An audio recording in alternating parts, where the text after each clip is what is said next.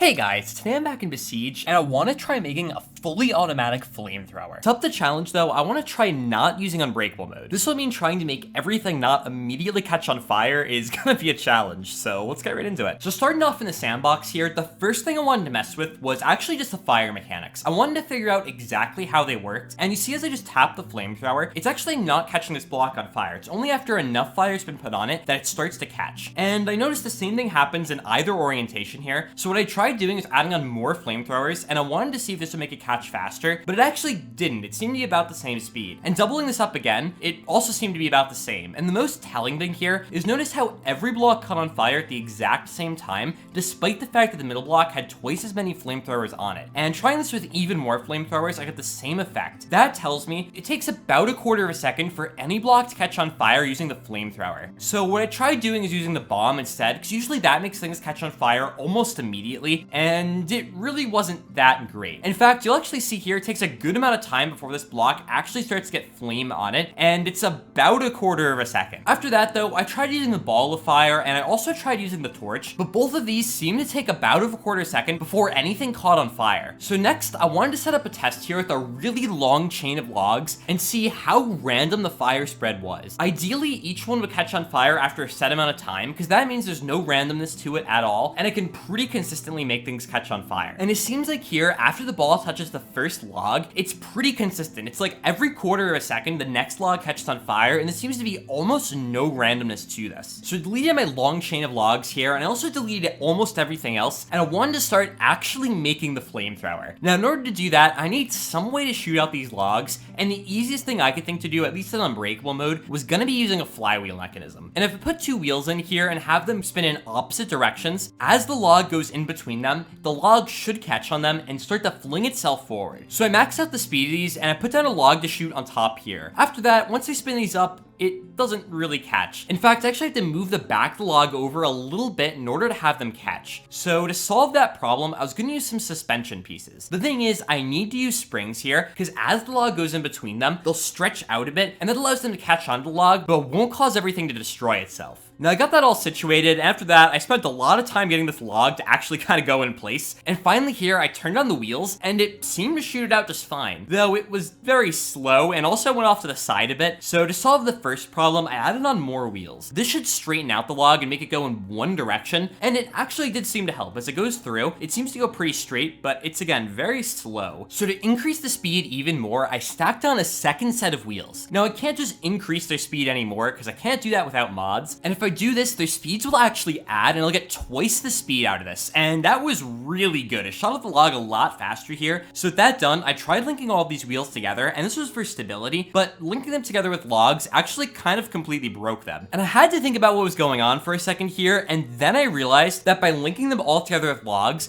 I'm actually completely getting rid of the springs altogether, because it forces them to be a set distance apart. And of course, I want them to be able to expand out a bit to hold the log in place, so I switched out all of my logs for springs. And shaking them back and forth here, you can see they're able to stretch out quite a bit, and I really like the way that looked. So what I ended up doing was changing up the loading mechanism for the log, and it ends up shooting a lot easier now. And with that done, I also added in some pistons. Now these are going to automatically push the log in place, and that means I won't have to drag it in place anymore. And testing it out, it did seem to push it, but I was having some problems where sometimes it would just pop out of the top of this mechanism, and I wasn't really sure what was going on. Now I tried slowing it down so I get a better look at this, but of course when I slow it down it works perfectly and just shoots out the front. But it was still having that problem sometimes where it would just freak out in the middle. Now I need to add more speed to this anyway, so I figured if it was still going to be a problem, it'd be a lot more obvious when I add more wheels. So I doubled my wheels again, and that gives me twice as much speed. And with that, I actually moved up the piston loading mechanism, and I tried loading the log in place, but now things were getting very annoying. Everything was binding up quite a bit more. But I figured just to try out the wheels anyway to see how that would go, and it wasn't great. They seem to be a lot more unstable now, and would just fly apart almost instantly. So I added back in my springs to hopefully keep it all together a bit better. After I turned on the wheels, they didn't seem to break, which is good, but a few more tries later, and they were still just breaking apart almost instantly. So I tried moving the wheels slightly further apart to hopefully keep them from hitting each other as much. And with that, I added in more springs here, and I made them a little bit more rigid. This should keep them from getting too close, because I think the problem is that as the wheels get too close,